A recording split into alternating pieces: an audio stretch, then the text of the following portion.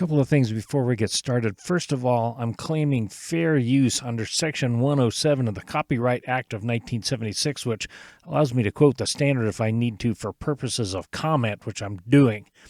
Secondly, the information given in this course is based on my own experience as an auditor, which is extensive. But different auditors, including your auditor, might have different experiences, so just keep that in mind. The area of the biggest variability in this system is the auditor. Based on this, the user, that's you, is encouraged to get second opinions on everything before developing procedures based on any of this. The ISO standard has 10 clauses, of which the last 6 are considered auditable. Clauses 1 through 3 are what's called the normative references and gives all the definitions. Starting with Clause 4, the standard becomes auditable and describes the requirements for ISO certification. You can read the main subject of the clauses in the slide above. As you can see, the structure of the system corresponds to the Plan, Do, Check, Act, and that's one of the wonders of the system. I've invented something called the 5 stages of business grief because I'm an observer of the system and I've been around a little bit. I've numbered them F1 through F5 like the tornadoes. I'll come up with a better name of them at some point. There's a force in the universe that wants to pull you toward F5, and these people are hard to do business with. And it takes solid business processes to move upward to F2 or F1. That's what we mean by continual improvement. Here's F1. These companies are the superstars. They're adding world-class customers and they're retaining their current customers. They're introducing new products all the time, and products are considered first class. These companies are retaining their high performers. They're staying with the company and being rewarded. The documentation and procedures in these places is highly controlled, yet there are feedback mechanisms to keep the system current. Since procedures and methods are consistent, scale-up is possible. Millions and millions have sold. Management will spend money on new processes and updating existing equipment. The company will adapt to changing conditions and see new opportunities. They'll also admit imperfection and try to improve. They will say something like, ISO is an important tool in our ongoing process to continually improve. The F2 are professionally run organizations. They retain their existing customers and they have projects underway to expand into new markets. Their product offerings are well thought of in the industry and customers are happy. It's a desirable place to work. Employees are promoted from within and managers are staying. The documentation and procedures are controlled and taken seriously.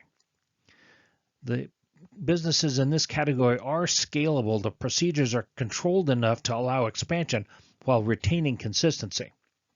Management will spend money on new processes and on updating existing equipment, and they will adapt to changing conditions and respond to issues with improvement. They'll say, we learn a lot from the ISO auditor and look forward to the audit process. We act on audit findings aggressively.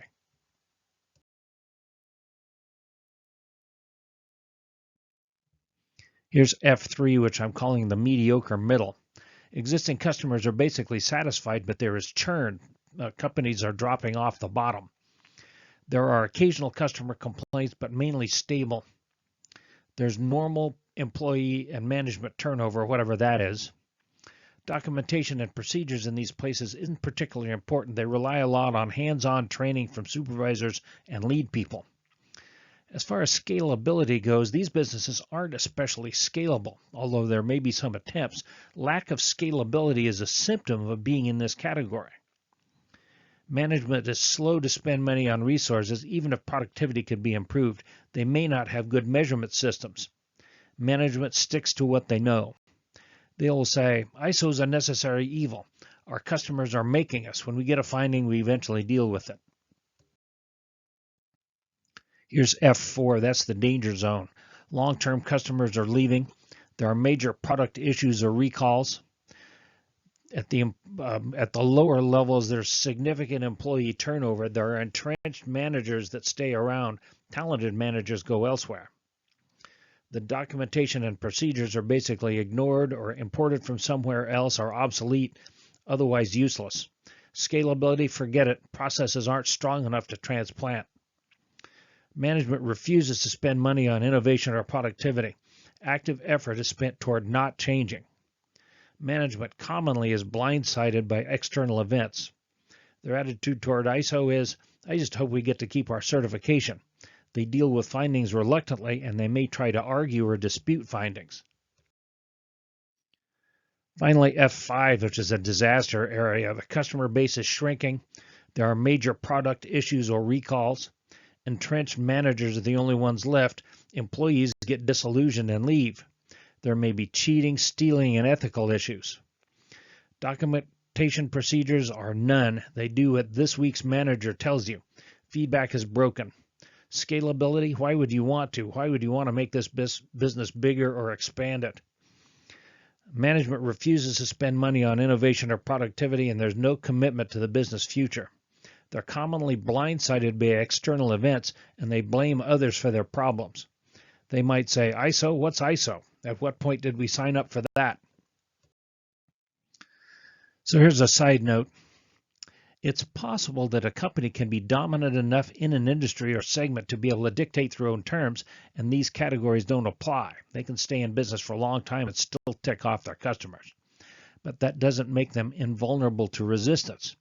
It's also possible for a company to be small and specialized enough that they can appear to thrive. But in either of these two cases, there's always competition circling in the distance. So here's the ISO definition of failure and success. Nobody wants you to fail. We all want you to get your certification. Success is not just about getting the piece of paper.